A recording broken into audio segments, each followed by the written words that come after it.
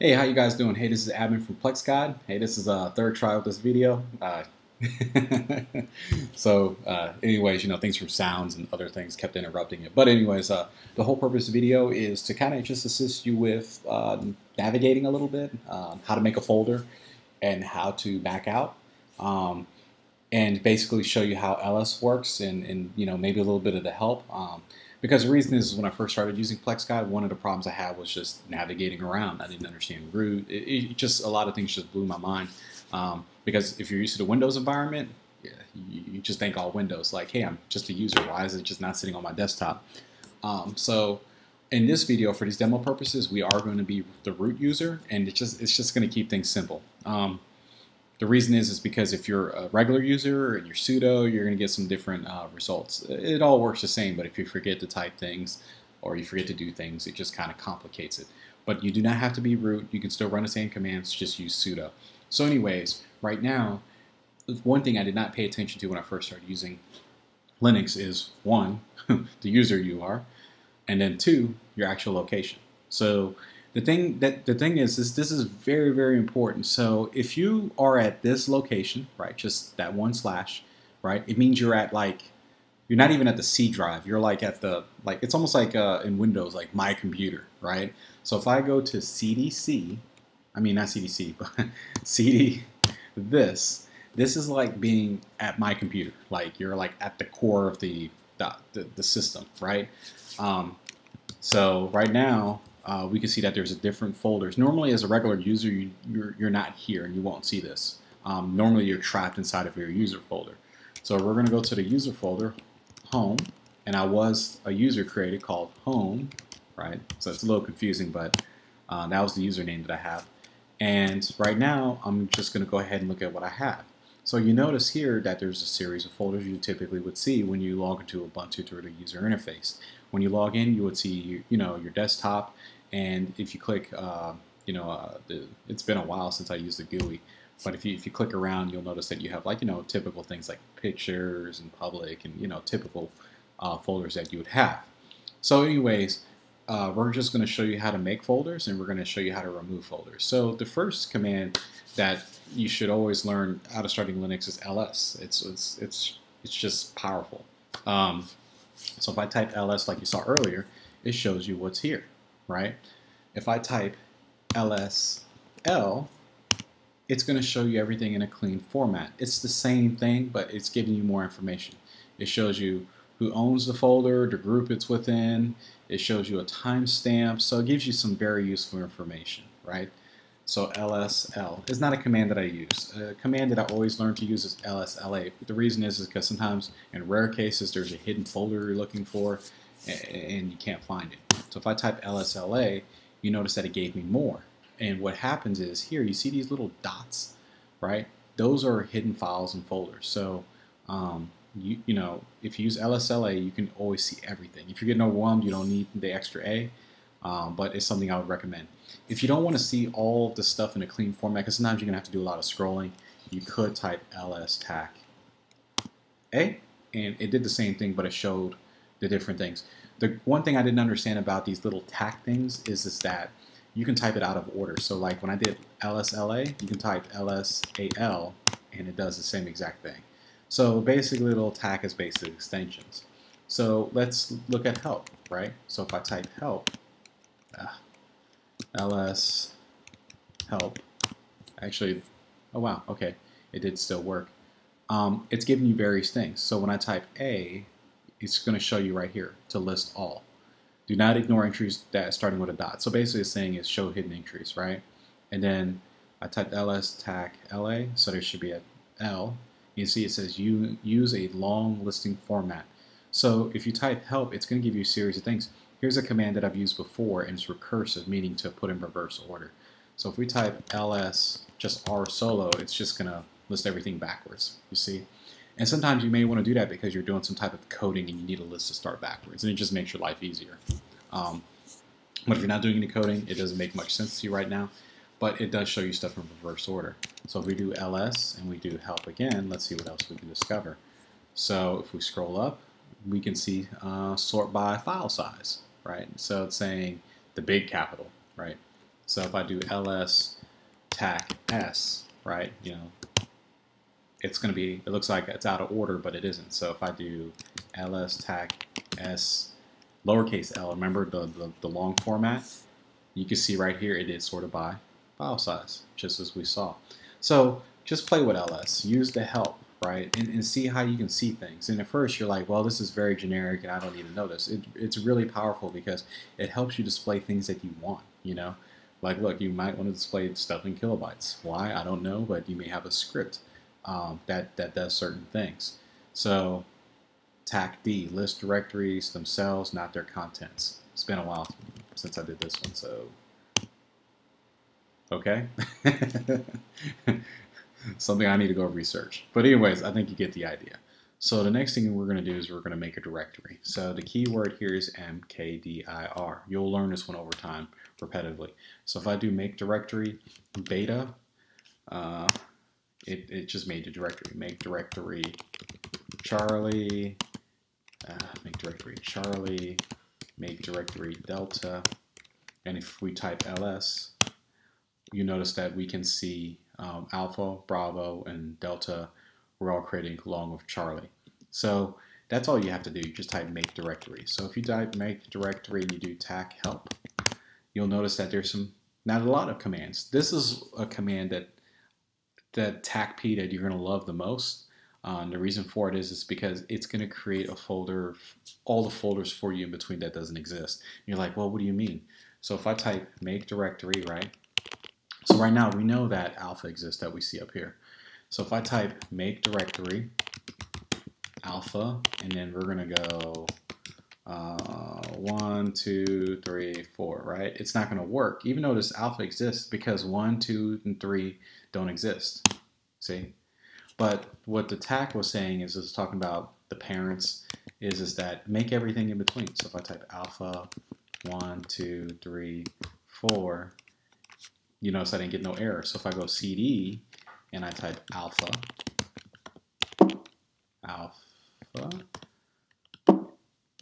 1, 2, 3, 4, and you notice that I'm here. It looks crazy, but I'm in this folder.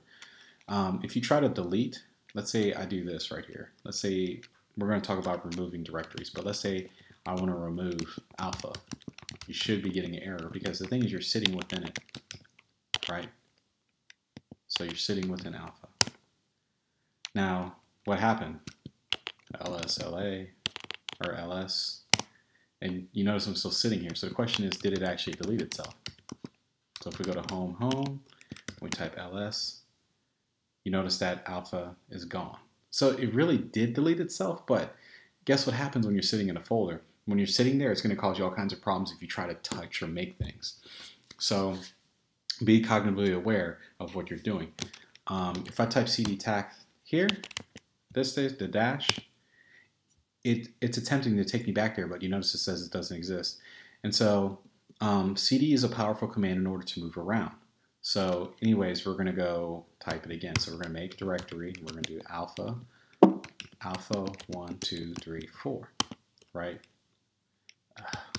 Forgot the P. 1, 2, 3, 4, right? So if I type cd, right, and I type,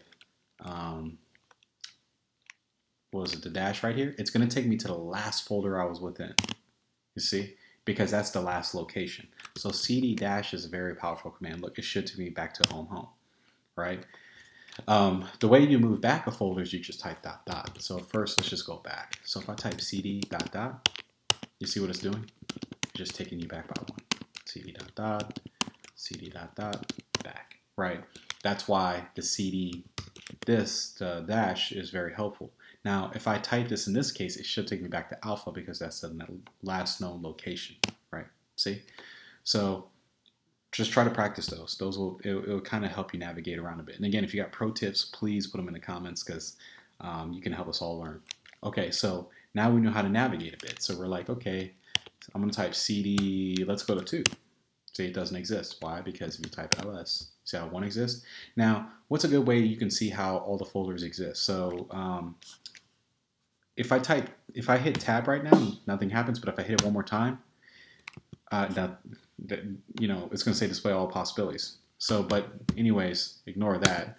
If I do tab again, you see how it just came up with 1 because that's after 2, 3, 4, right? So the tab is very powerful because it can help navigate you around. The thing is, it's only going to do that when there's only one folder or one file of something. So if I go back to, let's go back 3, and again, maybe somebody might have a more useful command on this. But anyways, we're going to go back to alpha, right? So let's make directory, let's do make directory 9, right? So lsla, right? So we got 1 and 9. So if I hit tab and then do it one more time, you gotta always type cd command.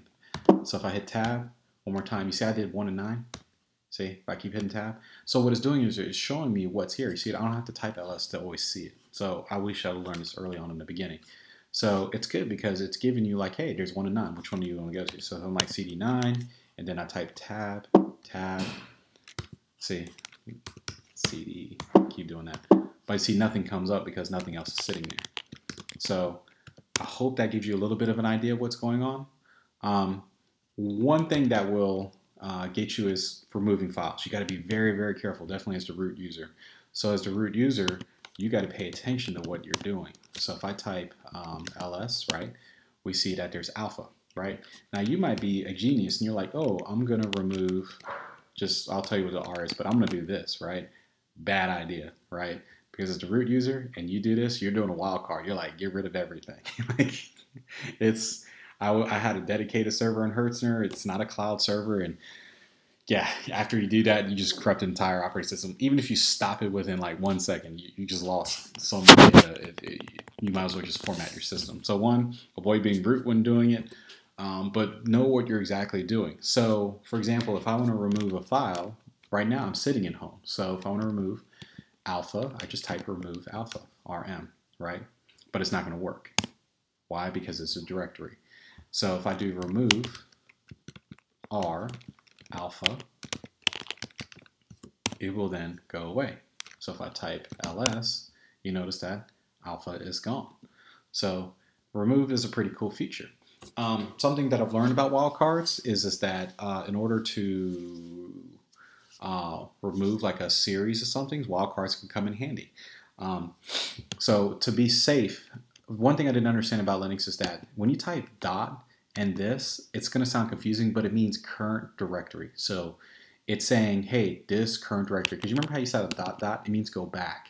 But if you mean dot, it means current directory. I always do this to be safe. And again, if you got a pro tip, please put it in the comment box because you're going to help all of us. But let's say I wanted to get rid of all the B's, right? So I got beta and bravo. I just want to get rid of all of those, right? Just anything that starts with B. So what you can do is you can do this because it means current directory, right? So remove, and then you can do B, right? And then you can do wildcard. And you're like, oh, that's so cool, right? And then you're like, crap, it doesn't work because it's a directory. So remember, remove R. So current directory, anything that starts with a B.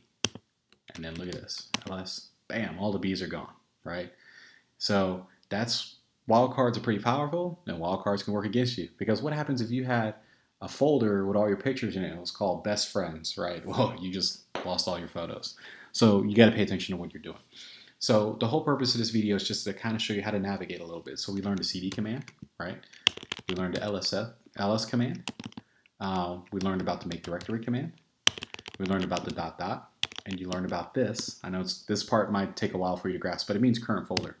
And the way you can notice that is if you type this, look what it did. It took me to the same location. You learned just a little bit about wildcards, but how to remove things using a wildcard.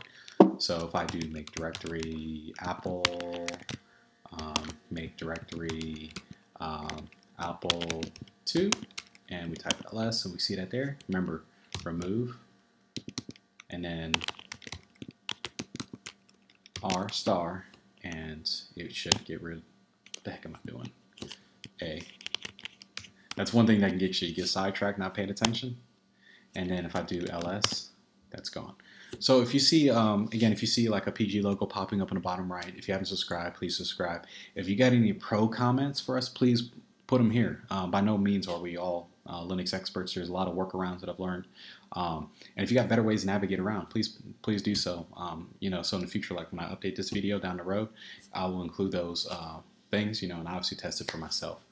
Other than that, check out any future videos that will be made for the Linux Coders News Series. Again, this is oriented to help all of us. Other than that, hey, I appreciate your time. I appreciate you being a member of PlexGuide, checking out the video. I do appreciate those people donating to assist with the costs. And I do appreciate all the people pushing the code. The community couldn't exist without you.